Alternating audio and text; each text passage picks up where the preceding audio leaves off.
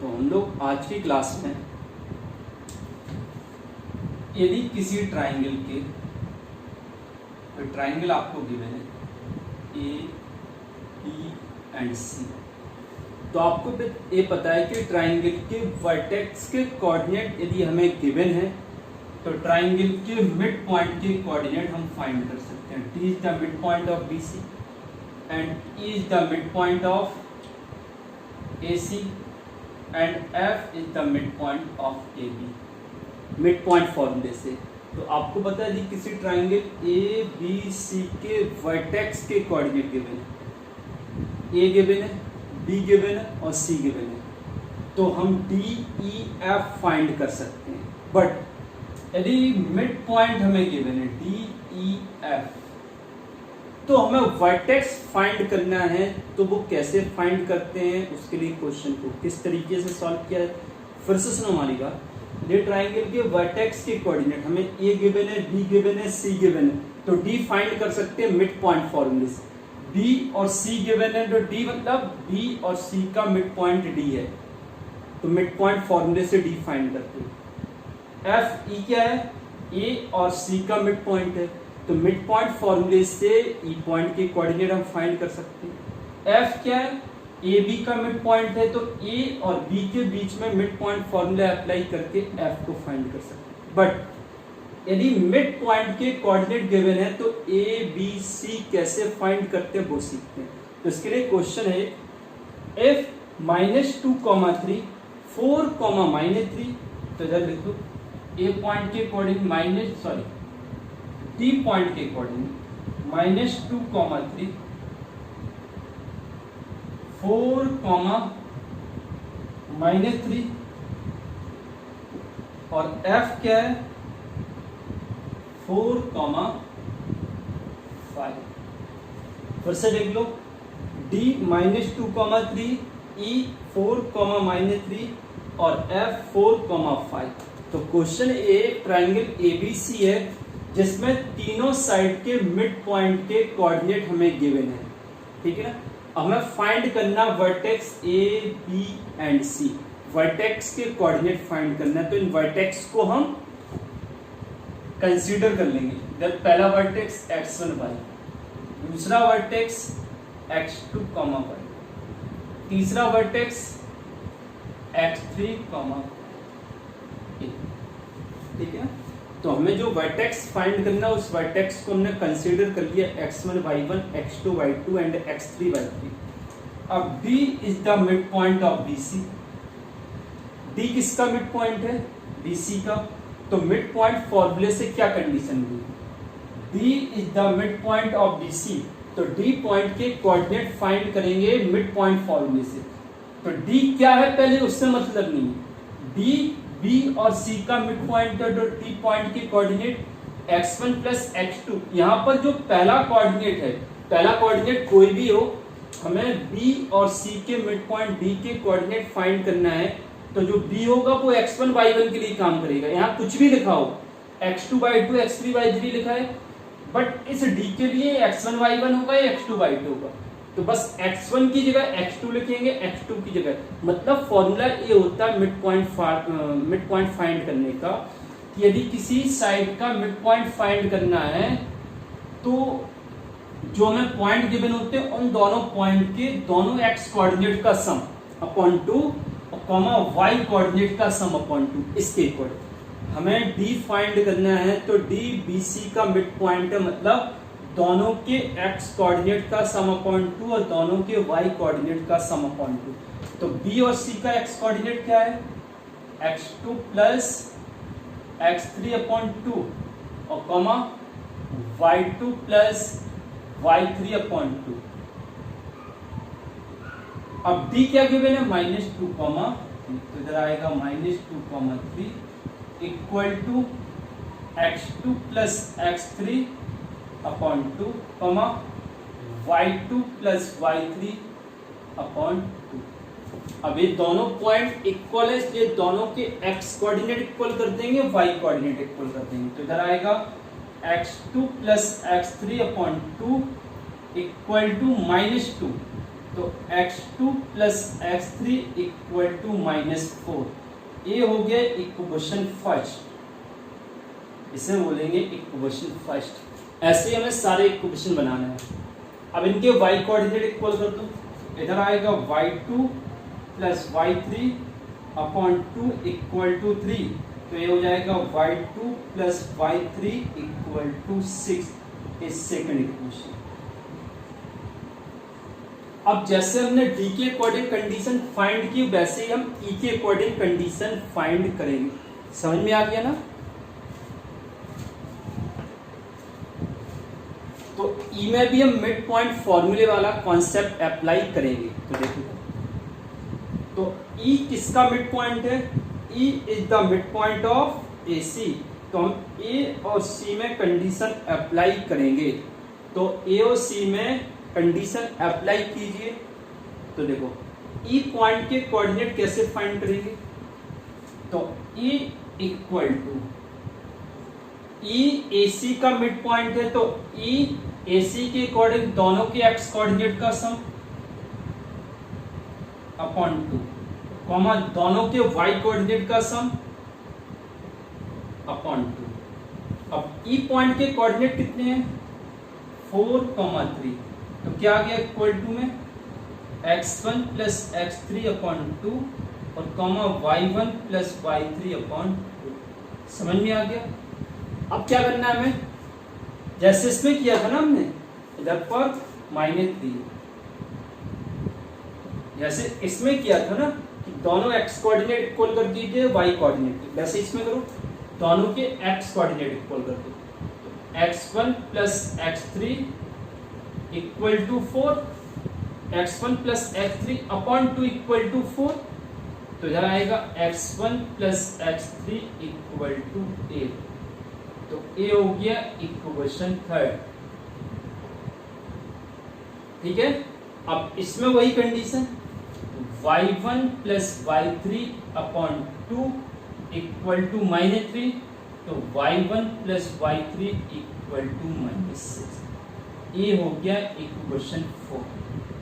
समझ में आ गया? तो हमने डी पॉइंट के अकॉर्डिंग दो कंडीशन फाइंड की, दो इक्वेशन, और ई पॉइंट के अकॉर्डिंग दो इक्वेशन फाइंड किए।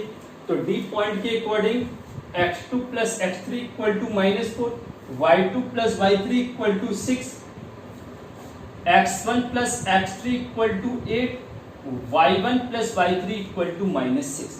अब हमें f पॉइंट के अकॉर्डिंग कंडीशन फाइंड, f के according f is the mid point of AB।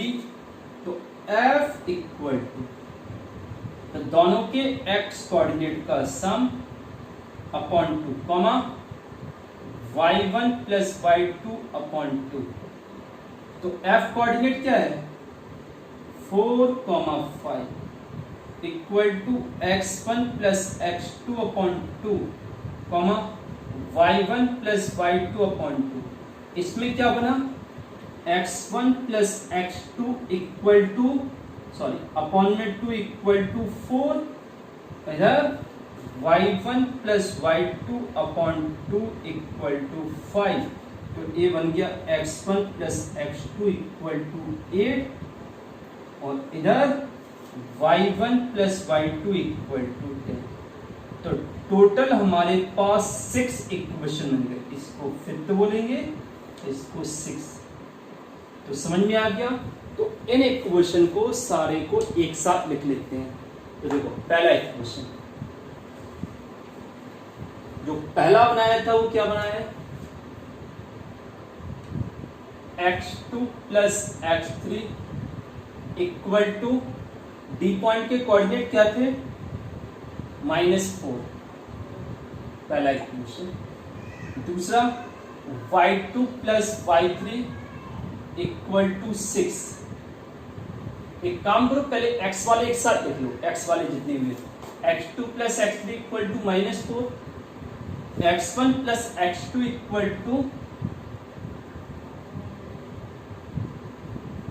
8, और x1 plus x3 equal to 8। ठीक है, अब इन तीनों की हेल्प से x1, x2, x3 की वैल्यू फाइंड करते हैं, ठीक है।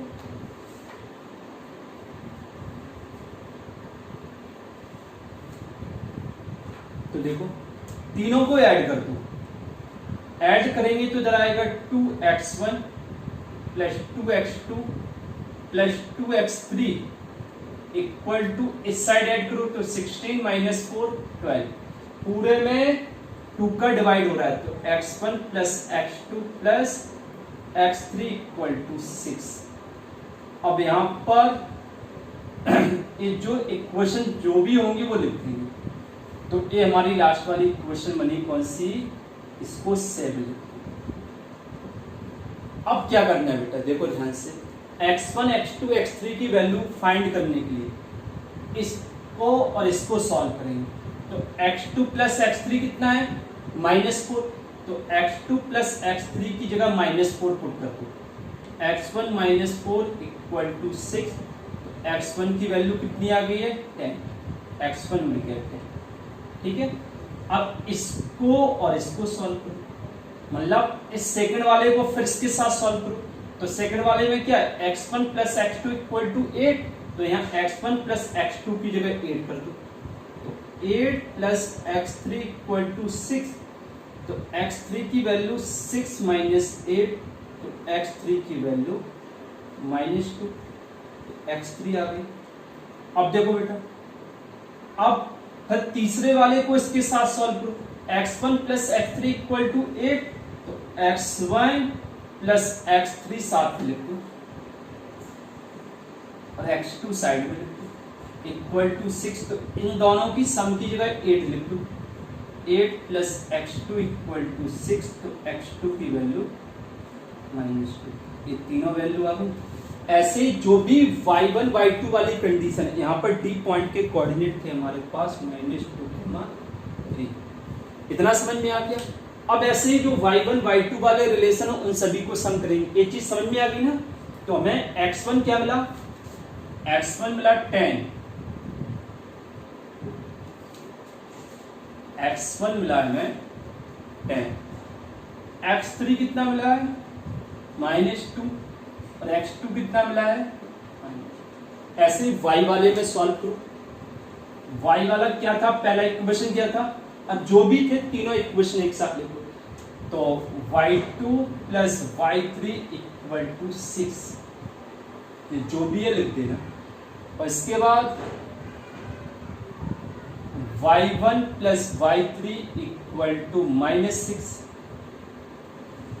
इसके बाद y1 plus y2 equal to 10, तीनों को ऐड कर दो, ऐड करेंगे तो 2y1 plus 2y2 plus 2y3 equal to 10 आ जाएगा, ये कैंसिल हो जाएगा, 2 का डिवाइड कर दो पूरे में, तो y1 plus y2 plus y3 equal to 5, ये हो जाएगा आपका इक्वेशन ए। ऐसे इसमें करेंगे, ये जो भी इक्वेशन है y2 प्लस y3 की वैल्यू 6 है, तो इधर पुट कर दो y2 प्लस y3 की जगह 6, ठीक है। तो y1 प्लस 6 इक्वल टू 5, तो y1 की वैल्यू -1। अब इधर y1 प्लस y3 की वैल्यू कितनी है -6, तो ये है y1 प्लस y3, तो क्या बचेगा y2, तो y1 plus y3 plus y2 equal to 5, तो y1 प्लस y3 की जगह -6 प्लस y2 इक्वल टू 5, तो y2 इक्वल टू 11, तो y2 की वैल्यू 11 आ गई। लास्ट में देखो y1 प्लस y2 10 है, तो ये y1 प्लस y2, इन दोनों की सम की जगह 10 लिख दो, तो y1 प्लस y2 की जगह 10 प्लस y3 इक्वल टू 5, तो y3 इक्वल टू -5, तो ये सारी वैल्यू लिखे। तो तीनों वर्टेक्स के कोऑर्डिनेट हमें मिल जाएंगे, क्योंकि हमने x1, x2, x3 और y1, y2, y3। अब इधर देखिए बेटा, ए पॉइंट के कोऑर्डिनेट हमने x1, y1 लिया था, तो ए पॉइंट के कोऑर्डिनेट क्या है, x1 कितना है 10 और y1 कितना फाइंड किया -1, ए पॉइंट के कोऑर्डिनेट। बी कितना है x2 y2, तो x2 कितना है -2 और y2 कितना है 11 और C पॉइंट के कोऑर्डिनेट x3 और y3, तो x3 कितना है -2 और y3 कितना -5। समझ में आ गया ना। तो इस तरीके से यदि हमें किसी ट्राइंगल के मिड पॉइंट के कोऑर्डिनेट गिवन होते हैं तो इस कंडीशन से हम वर्टेक्स के कोऑर्डिनेट फाइंड कर सकते हैं। तो देखो इनके आंसर क्या क्या आ रहे हैं, a 10, -1, b -2, 11 और c -2, -5। तो समझ में आ गया, यदि किसी ट्राइंगल के मिड पॉइंट के कोऑर्डिनेट गिवन है तो उनके वर्टेक्स के कोऑर्डिनेट फाइंड करने के लिए इसी मेथड को हम फॉलो करेंगे। ओके बेटा।